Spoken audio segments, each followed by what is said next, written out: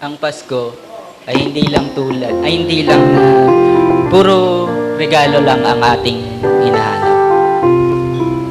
Kailangan din natin magsimba araw-araw.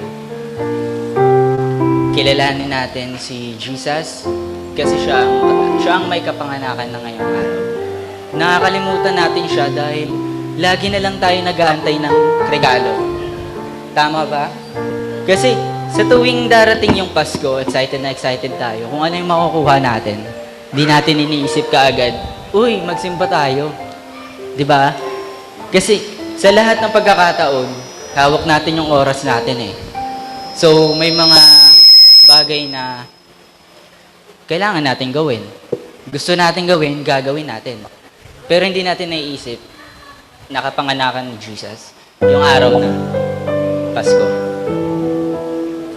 Katulad ng nasa tabi ko, si Mama Mary, Saint Joseph, at si Baby Jesus. Mas mahalagang alalahanin natin sila lagi. Katulad ng ating mga magulang. Kailangan natin sila kasama sa pagsisimba. Mas magandang regalo kay Jesus yung pagsisimba. Mas maganda sa pamilya na nagsisimba tuwing Pasko. Sorry ayan lang yung nabigay ko sa yung regalo.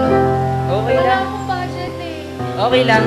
Yung regalo mo na to, ito yung picture ng flock eh. Kahit drawing lang to, napaka-importante nito. Kasi sa tingin mo, hindi ka gagawa ng ganito eh. Wala kang planong gawin kung wala ka talagang pera. Pero kung gumawa ka nito, ibig sabihin, mas mahalaga yung presence mo sa amin. So, salamat pa rin sa'yo.